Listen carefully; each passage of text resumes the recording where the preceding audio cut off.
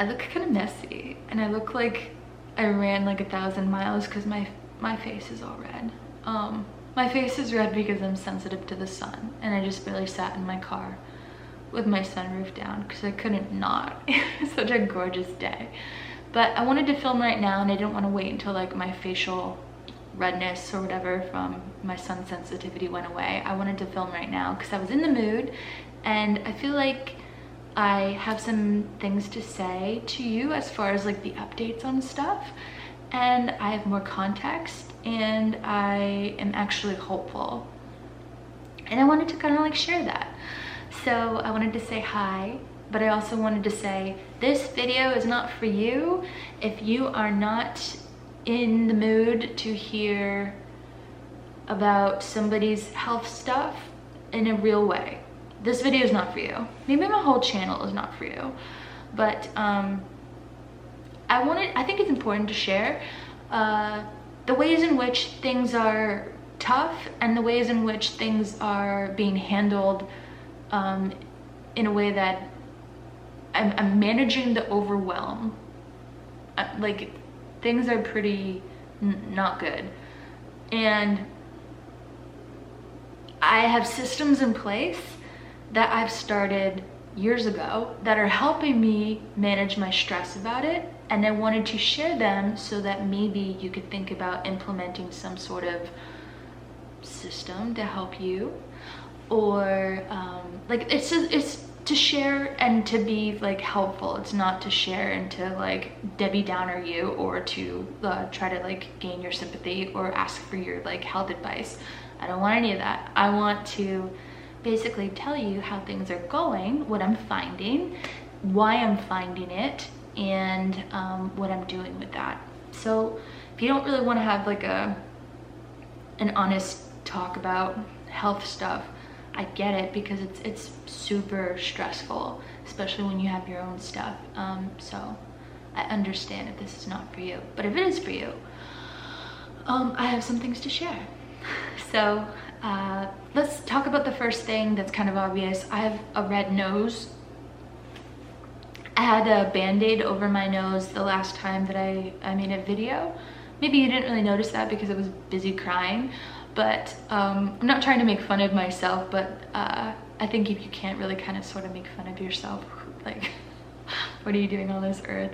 So like, I was having a rough time, and I didn't really even want to address my nose situation because that was like the least of my problems then. But so I'd had like a mole removal at the dermatologist like recently when I made that video. Now it's been about a month or so since I made that video, and it's sort of kind of healed, and I have just Aquaphor on it, which maybe makes it look worse than it actually is. But if you're just curious about what's going on, I have a healing scrape removal. I don't remember what it's called. They just shaved it. Shave removal of my nose. So yeah. The reason why I had that done is because a couple of years ago, when I was living in the desert, I went to a place that was not a dermatologist's office. It was kind of like the same type of person who does like spa treatments. They're not the same kind of like board certified dermatologist specialist thing where they can actually perform surgery. They can perform other things if you have the certifications or whatever. It's kind of like a lash technician, except for maybe more certified. I'm not sure. Anyways, it was that level of certified.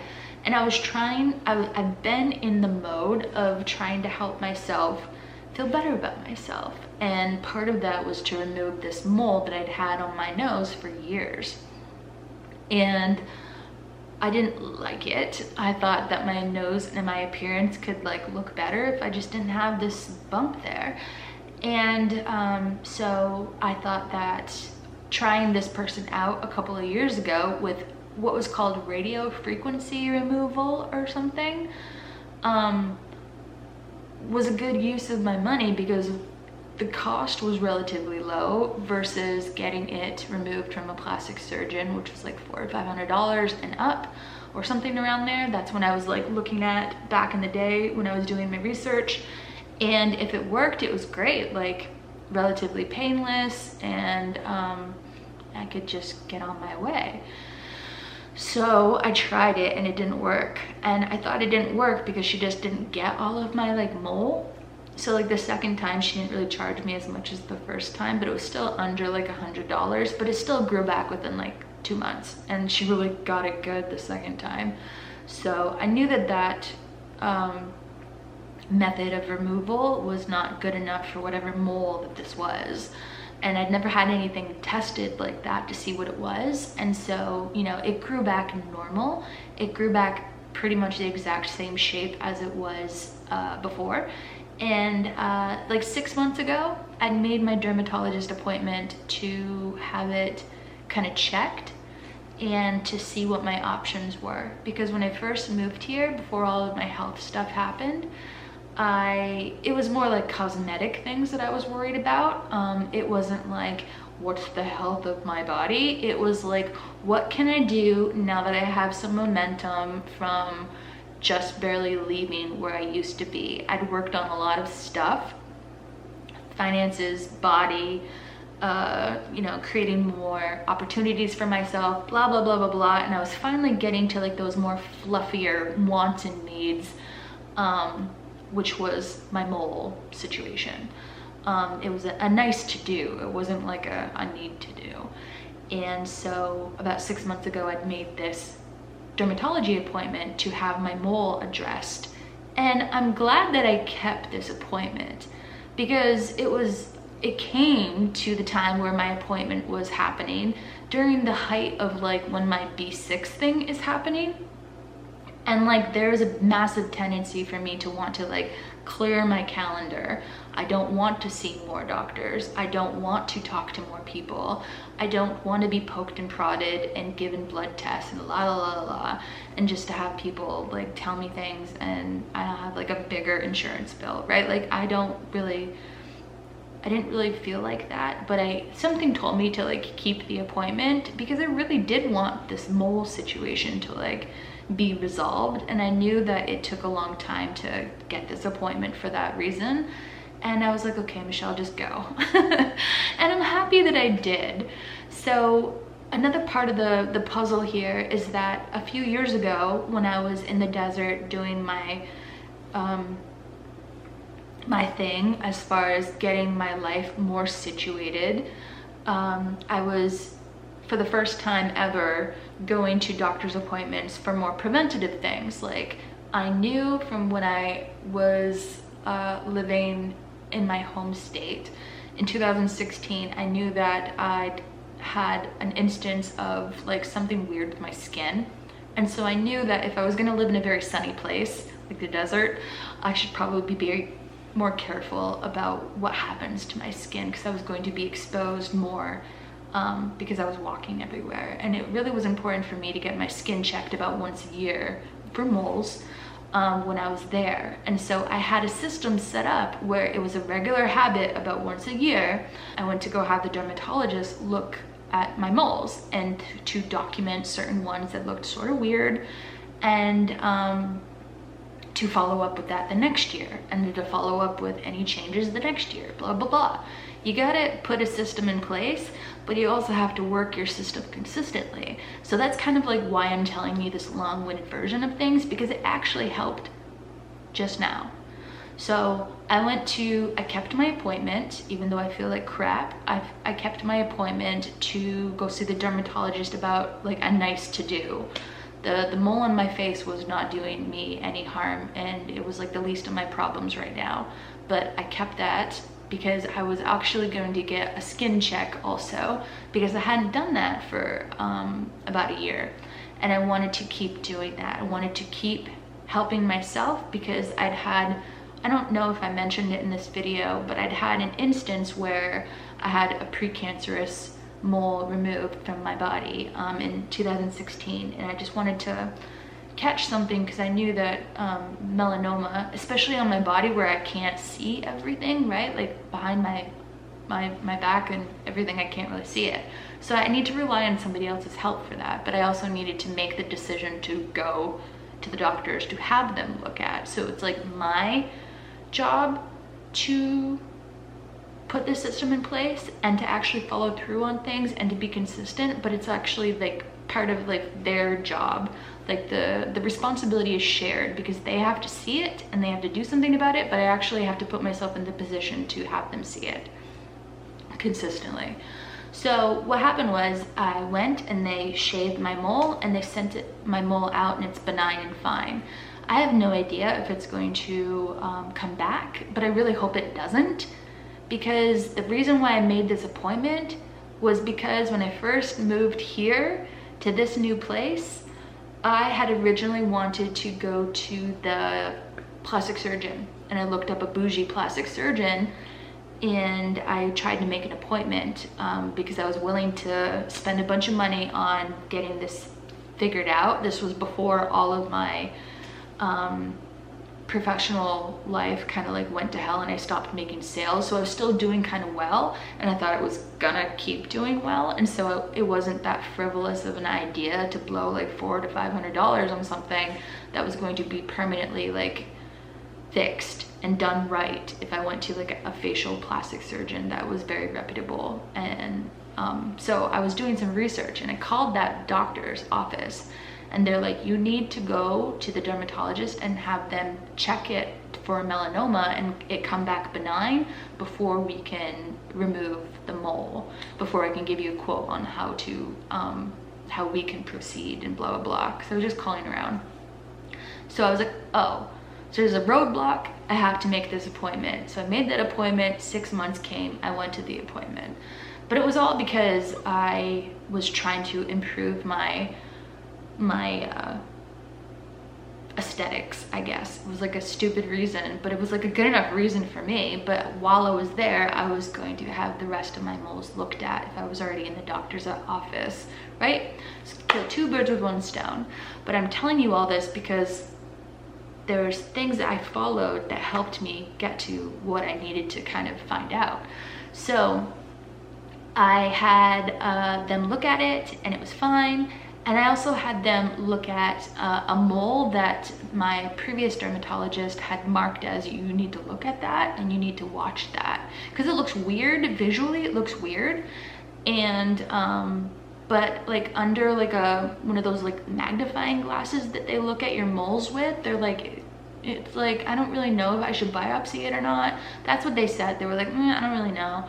So they didn't biopsy it when I was in the different, location in a different office. But these guys were like, we should probably look into that.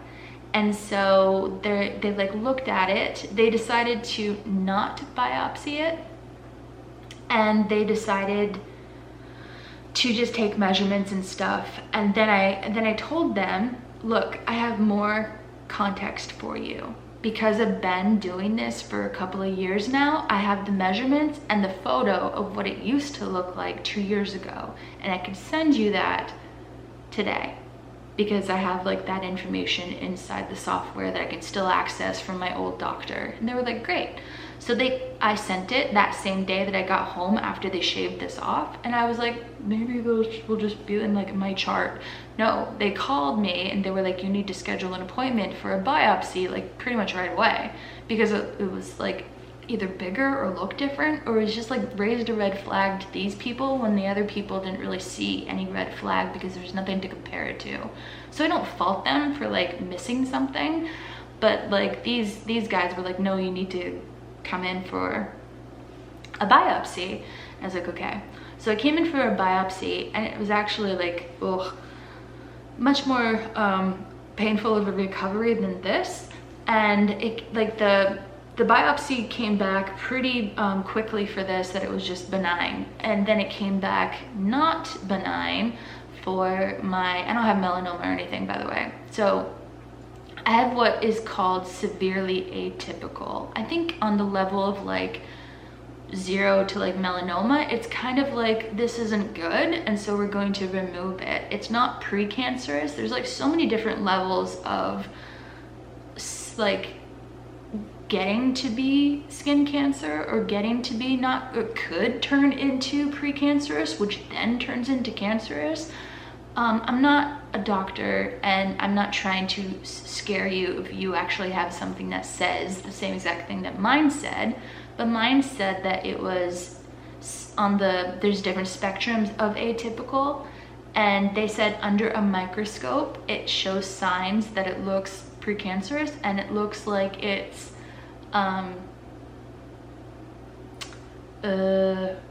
severely atypical, which is the same thing that the thing on my butt said. It said severely atypical precancerous though. They labeled it precancerous. These people did not label this as precancerous. And the doctor informed me that the person that looked at, like the people that like look on the microscope to like make these decisions and put this in my chart see melanoma all the time. And they were like, if they thought it was melanoma, they would have put melanoma. Like they see it all the time. They're very used to it. But what they saw was like something severely atypical. And their suggestion is to do a conservative removal of whatever actually is left. So I had a biopsy, and that's healed mostly right now. And now in about a month, I'll have some more taken out. And hopefully they don't find any more of that in my cells, and that can just be kind of taken care of, which is really good. Like I'm glad that I did that, and I'm glad that I had like the appointment still, and I'm glad for everything as far as that.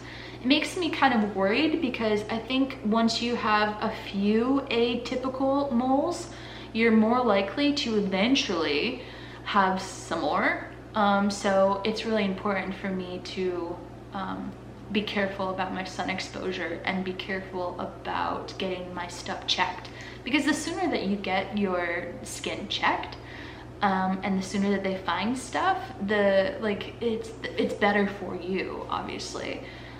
So this is kind of like why I wanted to say, like, if this kind of like serious sort of medical talk isn't for you, like I get it, but it's important for me to actually say that, because what prompted me to make that appointment was I actually saw a Dr. somebody video about, it wasn't Dr. Dre, it was somebody else's video.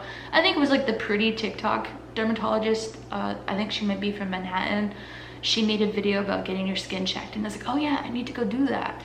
So if anything, this is like a prompt to like, please like set up whatever susceptibilities, can't say that because of my Invisalign, whatever your susceptibility because of your genetic background or whatever. Like I am fair skinned, like skin cancer and fair skin, blue eyes, light eyes, kind of like sort of are more prone to that, right? So like I knew that, and I also knew the context of I'd already had something not right with my skin. So I knew I needed to go do that, but I was prompted to remember to go do that and to continue the process of helping myself get helped by continuing with the yearly checkups or whatever. So anyways, I have that healing right now, and it's mostly already healed.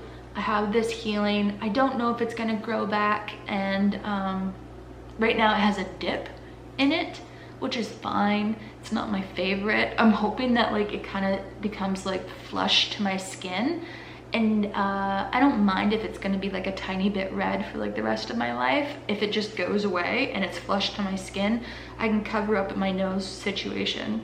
But it was helpful that I went, because now if I actually needed to, because if it grew back or something, if I needed to have it removed surgically from a plastic surgeon, if I decided to do that, I have a record of it being benign.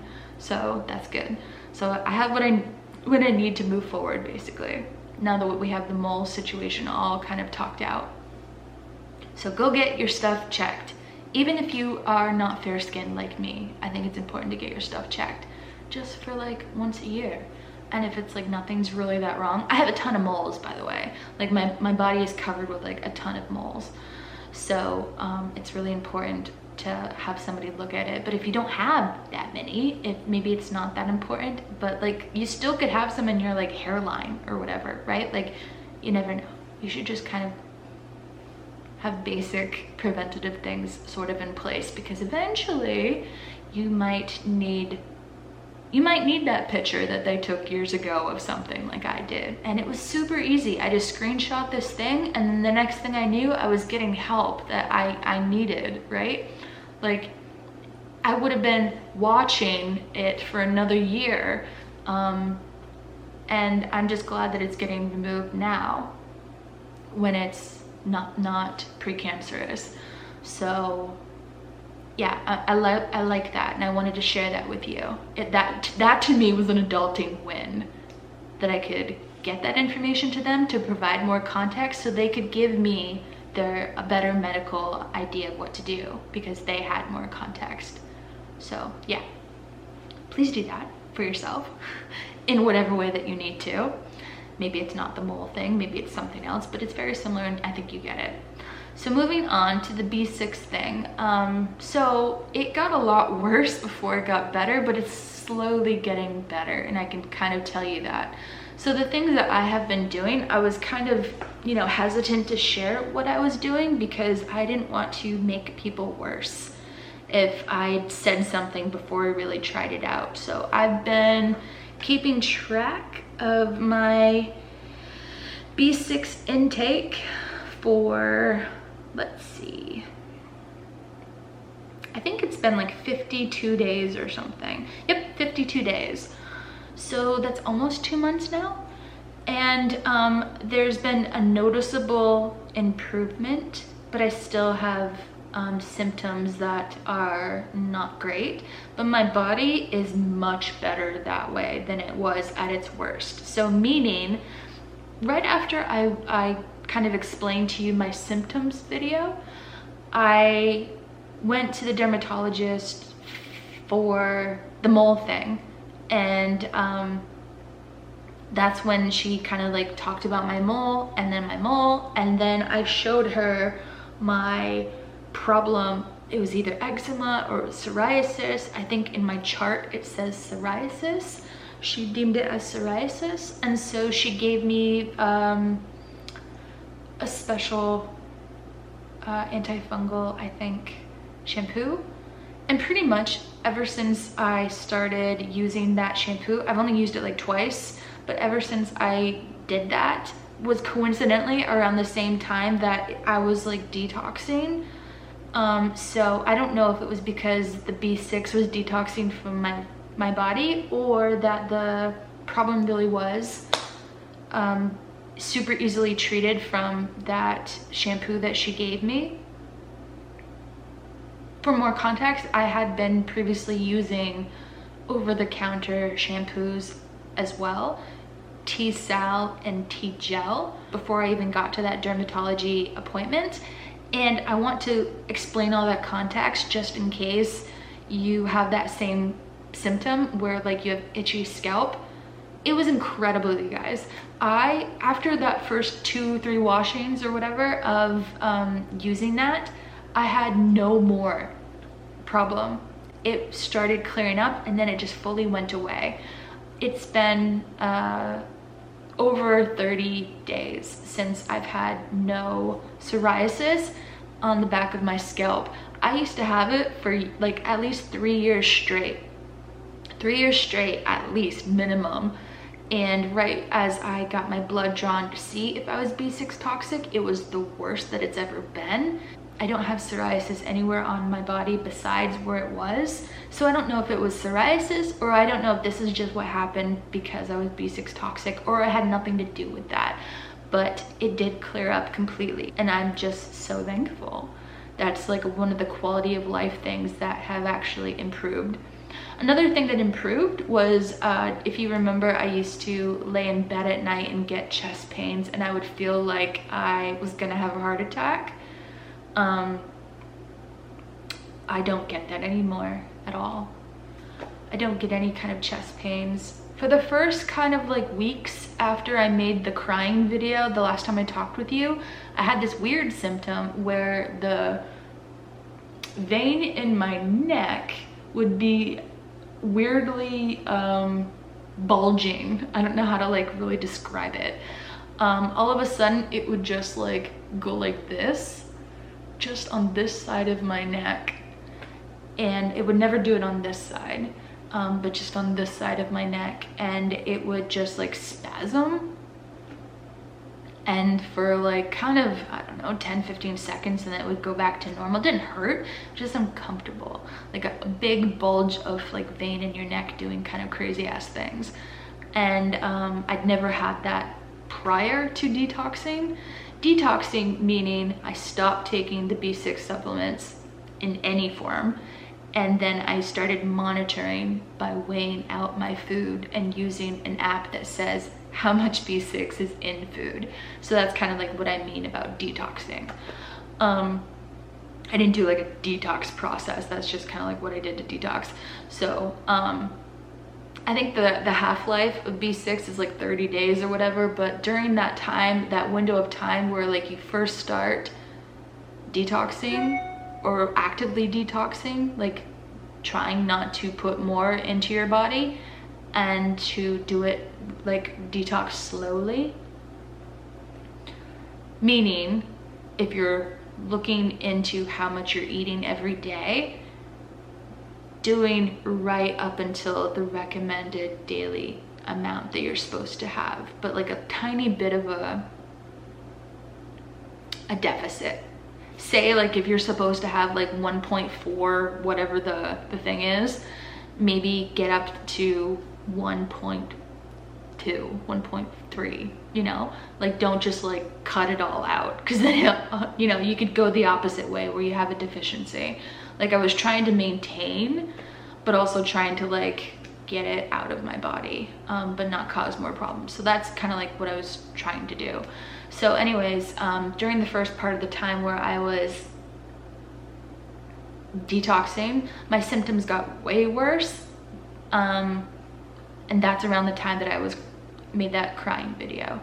I didn't see a time that it was gonna get better. Like I wasn't at this point right now where it's like 50 days later and it did get better. I had no hope that it was getting better because it was literally getting worse. And it was overwhelming to me that it was getting worse. I was trying my best to detox and doing what people said was going to work. And I was also not getting help from professionals. So I really didn't have like a good grasp on how things were going to go. So I was getting new symptoms like the whole like neck bulging thing, but I was also slightly feeling a tiny bit better in my skin slowly after I was feeling, there's a period where you feel worse and there was a ton of symptoms, and then there's a small period where you're like starting to feel better, and then you'll get some new symptoms, or at least it's happened to me. And now it's like my body is actually feeling a lot better, but not super great, but like a lot better than it was. And so I can see that there's progress. I can see that doing this sacrifice of weighing my food out and being very particular about what I'm doing and being, you know, like very on it, very strict, I can see that there's improvement. And so I'm gonna keep doing it. I don't know if there'll ever be a point in time where I understand this whole thing. There is this website and a Facebook group that is linked to each other, and it's like the most popular thing that comes up when you search B6 toxicity. And they're the only ones on the internet basically, besides like this nutritionist or holistic doctor person that has a blog about, a blog about a protocol to follow. And like reading the protocol is it's like overwhelming because there's so many like do's and don'ts based upon what the people that created that protocol believe is the reason for your, sorry, I spit everywhere, is the reason for your B6 toxicity.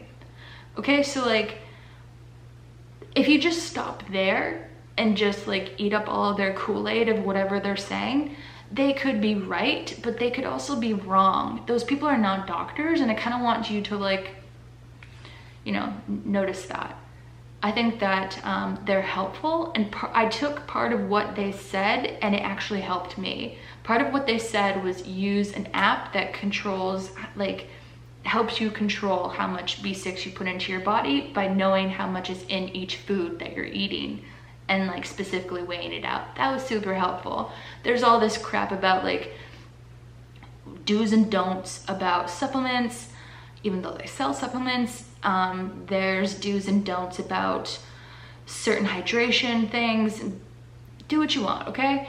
But I have followed certain things of what they said, and I have ignored certain things of what they said. And I've sought other, I've sought more kind of like medically based or research based. Like they cite a bunch of research, but they're also a group for profit. They're selling you something. They're selling supplements, and they're selling this program, this little PDF program of what their information is. So it's like,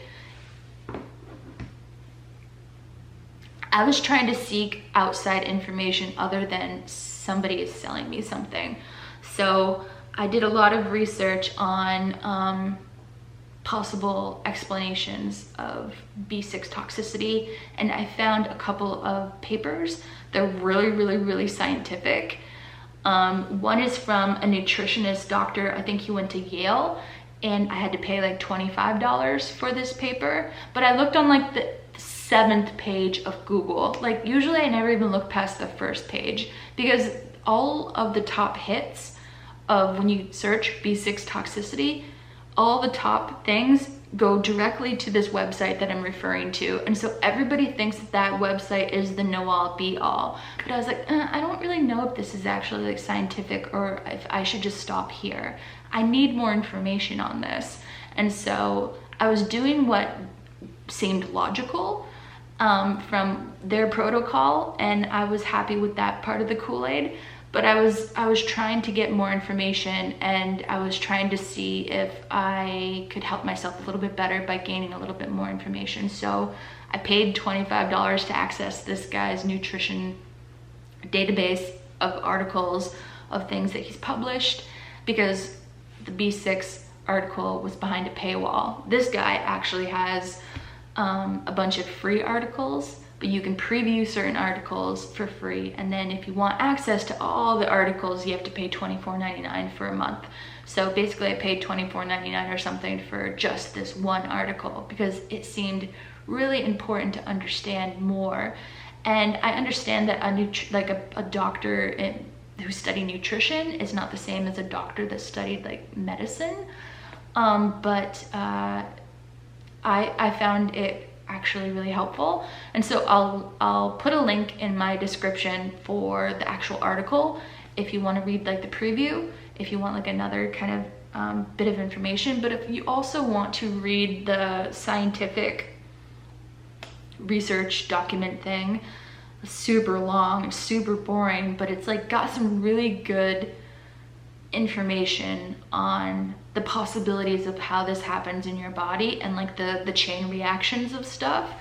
You can see that there are key elements of things that could explain what's going on, and it's not just because you were dehydrated. It's not just because something like it's more complicated. And the reason why I say that is because it might help you to follow what everybody else is following, because that's the #1 thing that's getting researched or brought up when you search how to fix this. I do think that you should have a little bit more information if this is occurring to you. Because if you just follow the protocol that's the most popular, the most readily available when you search online, it could actually be, harmful a little bit. And you could be delaying your progress.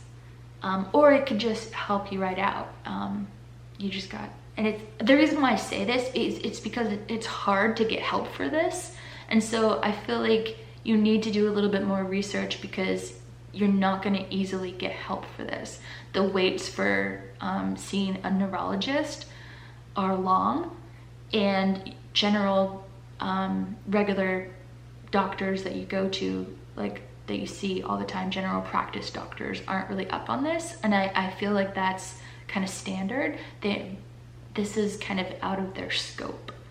And so you're not going to get help that way. And so you're going to want to have the desire to get this fixed quickly, and to have everybody kind of like tell you that this protocol is like the way, like just do this and you'll get better.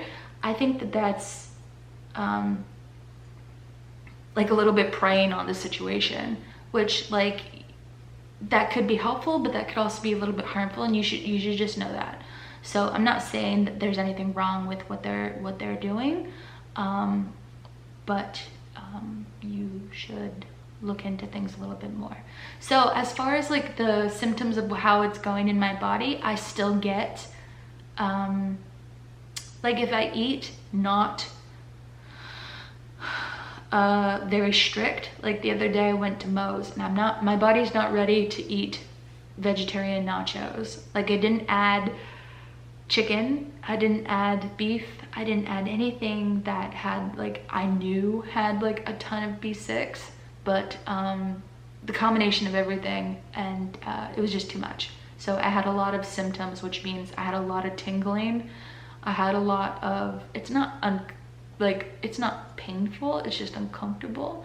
I don't really love my body to tingle. I just want it to be a normal body.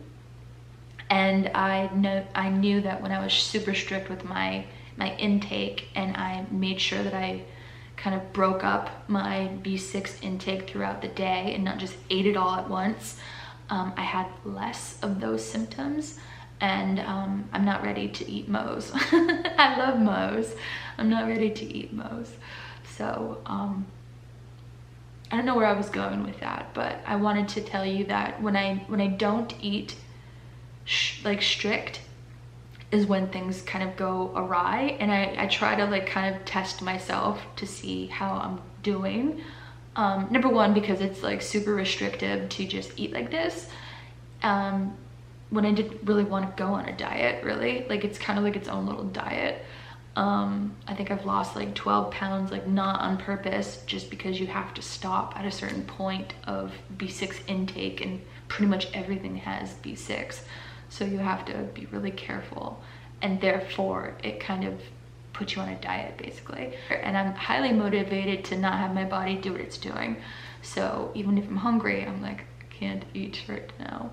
I try to eat well balanced, and I try to eat to be satiated, and I try to eat within that window of B6 opportunity. So anyways, when I stray from that whole situation, things don't go well.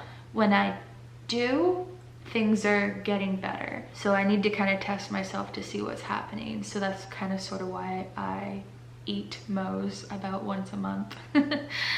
And because I kind of just want nachos. I miss them. But, so that's how that's going. So it's getting better. I will link those two article things. I'm sorry, I'm not gonna, like, I did save a copy of the B6 article from that Yale nutritionist guy, but because he has a paywall, I don't think that it's like possible for me to share it like for free, like as a PDF for you, because I don't really want to get in trouble from him, because that was behind a paywall. So I'll just put a link to like the preview, and you can do what you want with it if you're interested. And then the other one, the more scientific, very long thing, that's for free. So if you want a little bit more information, there you go.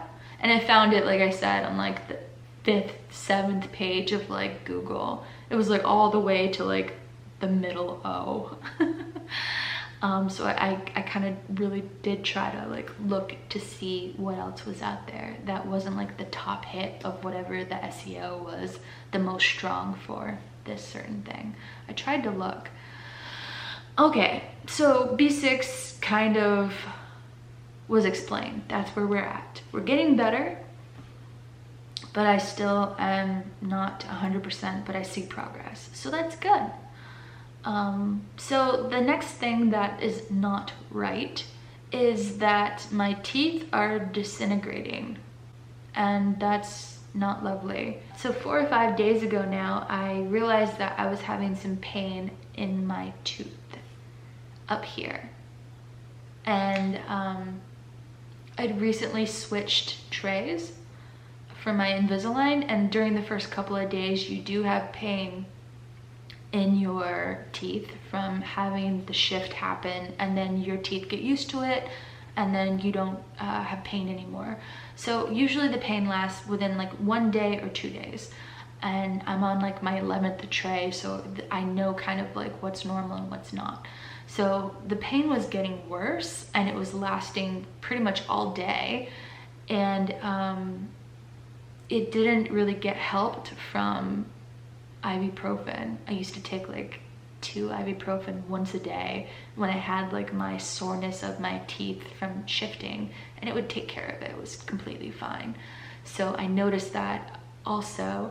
I was insanely tired, insane tired, but I never attributed it to anything to do with my dental hygiene or dental like health, because I was under the impression that my dental health was pretty good, because I was cleared by my dentist, which is really funny. I was cleared by my dentist in the desert after 2 years of getting work done consistently to get to that point of them pulling out my wisdom teeth. Because like you do all of it and then you pull out your wisdom teeth, I guess, if you still have wisdom teeth at this point. So I was keeping that grand thing, that traumatic thing for the end. I wanted like all the rest of my work done. So I thought once I left the desert that all of my cavities and such were gone. But when I continued my treatment in my new dentist, once I moved here, I think there was like maybe a 2-month lapse in care, which is not a big lapse. Like sometimes I would go 10 years with a lapse of care. I continuously tried to consistently do what I was setting my systems up in place, and I continued to get my my teeth worked on, because I knew I was prone to problems, and I didn't really know why, but I was prone to problems. I mean, it kind of made sense like why I had like certain cavities, but I also had like a bunch of problems that I just didn't understand why it was just kind of like always happening. So I knew that I was going to have to set myself up for when I first moved here to continue with my dental insurance that covered the most. I was going to pay more versus like cheaping out thinking that all of my teeth were like fixed. And I was going to set myself up with like a good dental plan that would like provide a lot of coverage and would make it easier for me to continue my care. And so like a bigger premium was going to be chosen by me because I knew I was prone to these things. And I'm glad that I set that up, and I'm glad that I kept my care, because they discovered something recently because of my pain that I didn't see coming, and everybody else didn't see it coming because they cleared me of like all these problems. And I'd gotten normal scans before, normal x-rays, you know, like the bite wing or whatever, like the normal x-rays that you look at every single time you get a cleaning. They check your teeth to make sure you don't have any more like cavities. They're not checking your teeth for like, you know, the position of your teeth. They're checking for the shadows of cavities. And I didn't really understand that. I just thought that you should just get your teeth like x-rayed like once and they know the position of your teeth. Like, why do you need to keep getting x-rays like every 6 months or whatever, or every, you know, whenever your cleaning comes around? I thought it was just like a way for the dentist to like make money, and maybe it is, but like I soon realized that they're looking for like dark shady areas that are possibly cavities in your teeth. And I don't know if I never got this type of x-ray that I got 2 days ago. I never got this type of x-ray done. I only got like the standard ones done. And this is why I'm telling you this whole long-winded story. Number one, because I followed the system that was in place, and it helped discover something that is really crucial for me to get fixed, because it's contributing negatively to my health, just like the whole mole situation. So previous me had done something good for myself, that I'd established new line of care, and I'd established a good relationship with this dentist because I see them all the time for my Invisalign. So again, just like my mole thing, it was vanity for Invisalign. It was a nice to do. And then the nice to do helped me discover I really have to take care of it sort of thing, just like my mole. It was a nice to do for my mole, and then it was a really, I have to take care of this underneath my leg situation because it could be melanoma eventually. So I think what I'm trying to say is don't disregard your nice to do's because they could help you. Because that's twice now that it's helped me in a very recent situation. Okay, so I have pain like no other in my cheek. And I honestly thought that it was because maybe a year ago, parts of like my wisdom teeth had like gone into my gums, because when they removed my wisdom teeth a year ago, I'd had them in for 30 something years, right? Like they'd been in there for a long time. And they were big, and they had to like saw some of them in half in order to like get it out. And I thought that maybe like a year later, part of the bone that was like maybe stuck in the socket was like working its way out. Like that had happened to me. Like 6 or 7 months later, I had like a piece of like tooth like come out through my my gums in one of the sockets. I think it was one of the uppers. Those were the most difficult to like get out. So I honestly thought that it was like it was my gum up there was sore because of that. No, that's not what was happening. So I noticed this, I see that it's not getting better, it's actually getting worse, and I have severe fatigue, and I just feel not good. Very, very, very like dead. And I kind of thought that it was the B6 thing, because this is sort of like what I felt like when I was like at my worst B6 moment. And I know that your B6 toxicity recovery goes like this. There's peaks and valleys. I just thought this was a big dip. So like I didn't really like bother me at first. And then I noticed that my gum, when I pushed on it, my gum was sore. It's like, that doesn't really make sense. So I was like, I should probably go to the dentist. So I noticed that it was like super hurting on a Sunday, but it'd been hurting for a couple of days. I called the dentist first thing in the morning on a Monday, and they'd already known me. I already have like a pretty good rapport with these people. And I'm not saying that my rapport with them was, you know, super helpful in attaining like an immediate appointment, like an hour and a half later, but it was, they did the best thing that they could have done for me. So I went in, I had like a little kind of exam, and then she poked around, and then all of a sudden her tool went right through my tooth. And then right after that happened, she was like, you need this blah, blah, blah scan. It's a cone scan. So before, the reason why I talked to you about the whole like bite wing x-rays and blah blah blah, because they never caught this. I was cleared by like 2 different times, like in my old dentist where I'd had all of my work done. They never caught this. I also don't know when this started, but they never caught this right before I did my Invisalign, because if they did, they wouldn't have done my Invisalign then. They would have treated this before, blah blah blah. So like it was kind of hidden. I'd had a bunch of x-rays done, but this was, it took a specific type of x-ray to find this problem. So they did the cone scan, cone scan.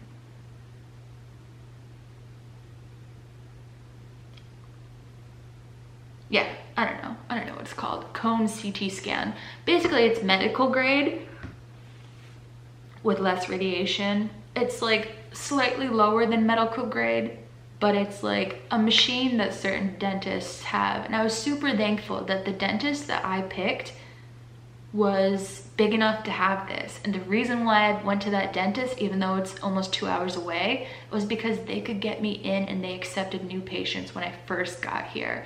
I could have waited 6 months or so and had like a very easy drive to something that was like closer, and I wouldn't have to keep going like 2 hours away. But then again, maybe if I'd picked something closer, they wouldn't be a big enough doctor's office, to have afforded this cone scan thing, and then I would have not been able to like get this problem situated as quickly as I am, because I picked the right place accidentally.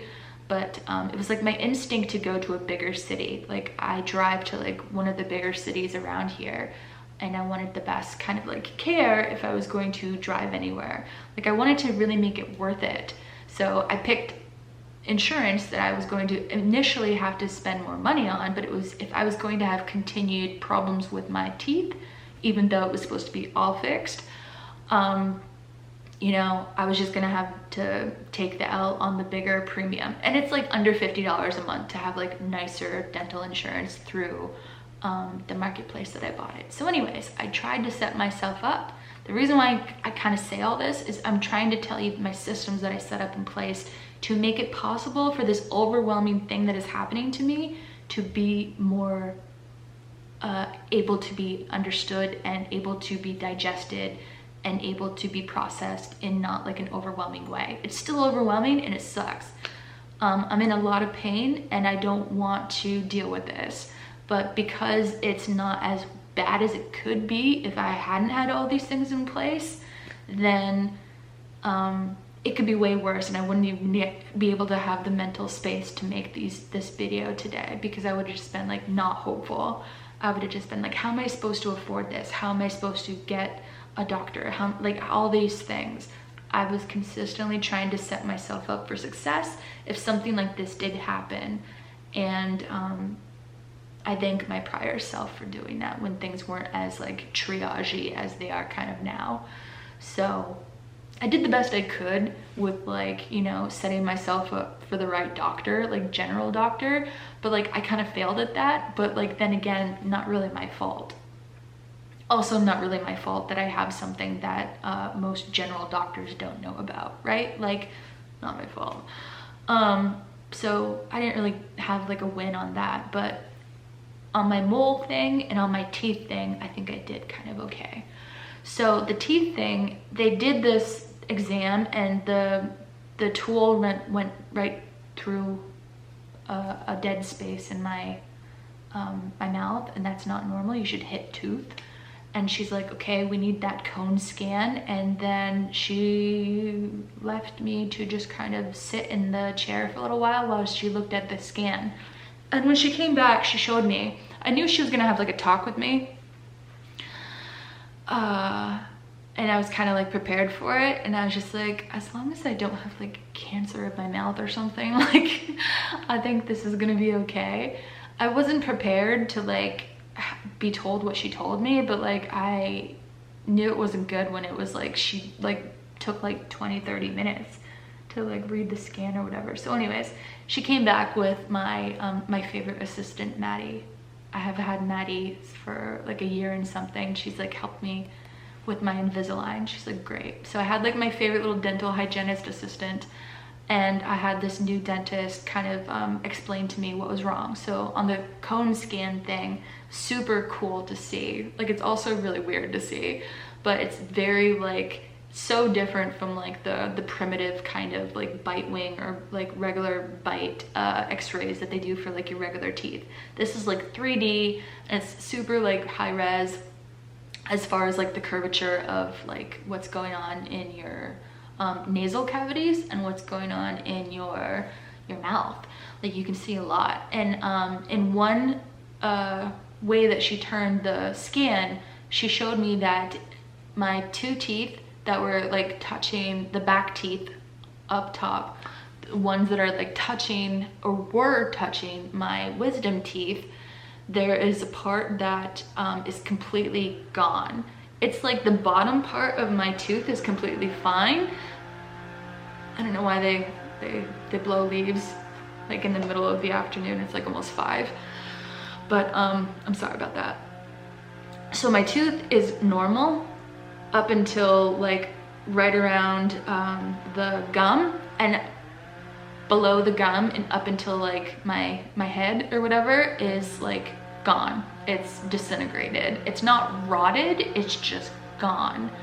And there had been treatment done on those teeth that took care of like cavities and stuff. And so it's not that they like missed the cavity, it's just like my teeth are disintegrating for I don't know why. And she said that she doesn't understand why it happens. It just happens to some people. And it's happening on both sides. One side that I have pain and I have an infection in right now is completely gone on one side. And so my tooth is basically broken. It's just kind of like living like half there. And then on the other side, she can see that it's happening to that one too. And she said that it happens sometimes from leaving your wisdom teeth in too long. It happens sometimes just because. It happens sometimes, she didn't really have a basic explanation, but she was like, it's nothing that you did or didn't do. It's not that you didn't get care for something. Like this just spontaneously like happened. And one side you need to get it extracted right away, and one side you have a little bit more time, but you're gonna have to get it extracted. So I'm gonna lose 2 more teeth, and I wasn't expecting that because I was expecting to continue with my Invisalign treatment or whatever, and all of my teeth were in the best working condition that they've been in for a really long time, because I've been getting all this done for a while. And I had no idea that I had an infection. I had no idea that it was disintegrating. Like that, I'd never had a scan done where they could see that before. And like you can see that one side is way more progressed than the other. And I was pretty sad that I was gonna have to get 2 more teeth pulled. I don't think anybody likes getting teeth pulled, but I don't like getting teeth pulled. Including my wisdom teeth, 4, 5, 6, I will have 7 teeth pulled. And like, wow, I don't want that. So I don't love that. Like, I think once it's like cracked, they can't like save it. That's why this one, the one that has like the missing entire side, they can't save because it's below my gum.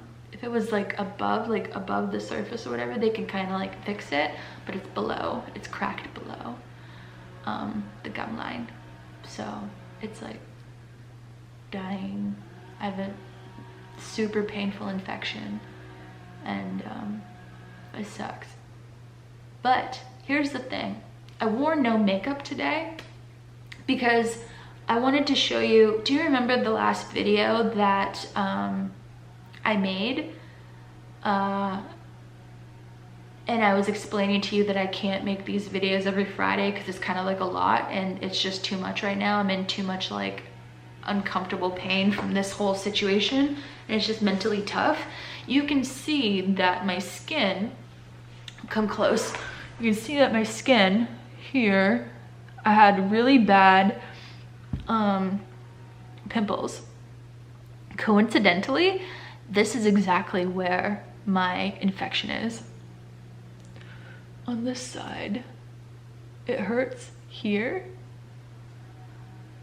right here, and it hurts here.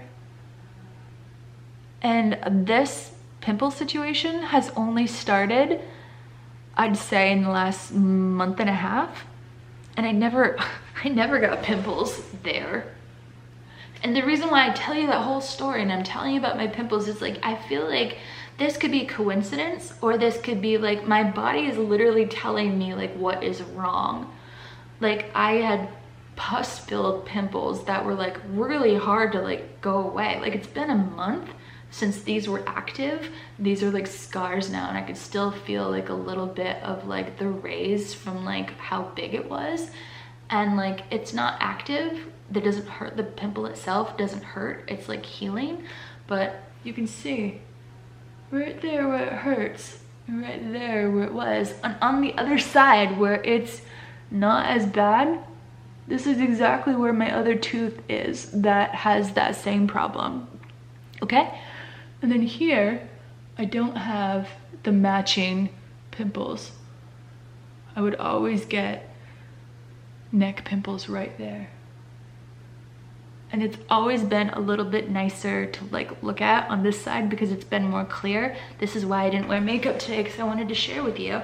So again, I'm not a dermatologist, and I'm not like, I'm just putting the pieces together that maybe my body is actually showing like the outside world, like this is where it's not good. So the reason why I say this is because I don't know if I would have had these pimples kind of like in the exact spots where I have infection problems.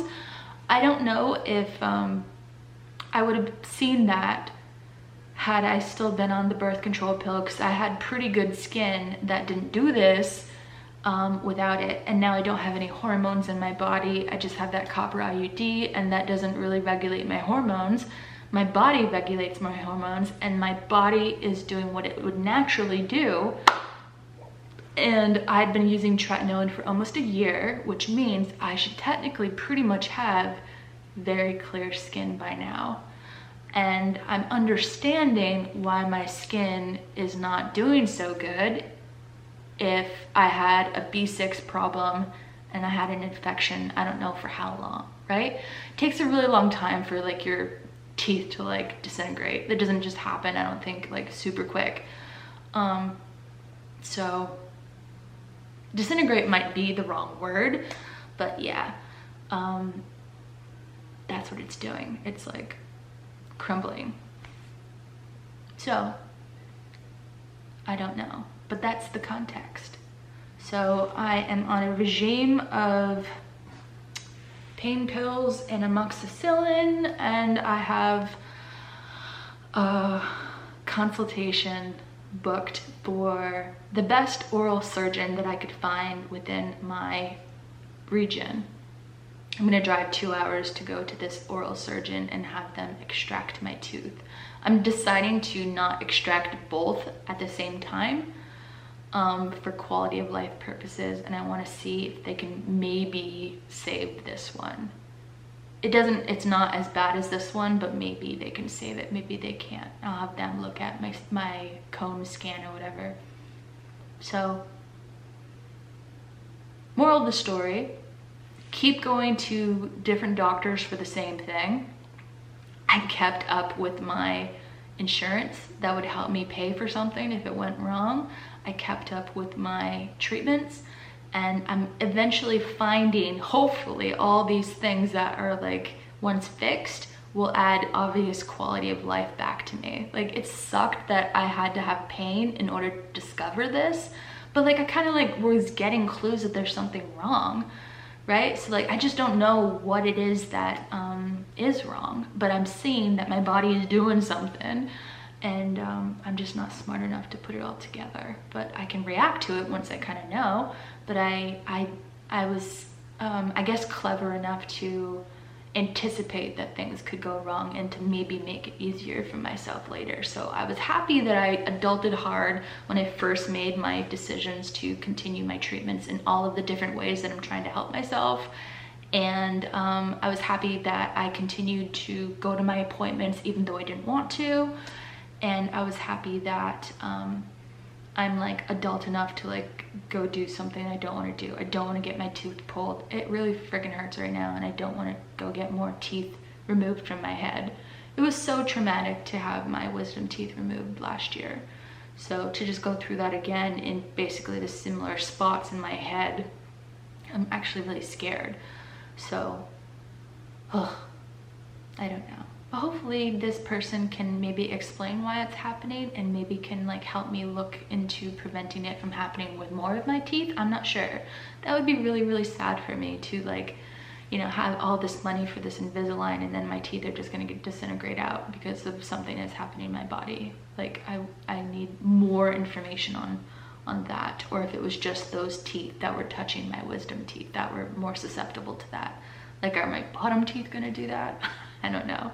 I'll try to get more information, but the oral surgeon that I am going to is supposed to be the best in that area, so I'm pretty confident that I'll get a good understanding of what's going on. My general doctor was like, this is a complicated issue because it's very close to your nasal passages or whatever, and your tooth is already broken. So yeah, so some good, some bad, and some updates on how it's going. It actually does seem hopeful though. It seems like I can deal with this. I can deal with all of this.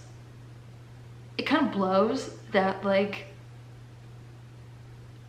I have like the mole thing happening at the same time that the teeth thing is happening, and it's just like piling on as the same time as like the B6 thing is happening, but it's like, just like, let's just get it all done. So I don't know. In for a penny, in for a pound, is that what they say? I feel like that's what I'm in for here.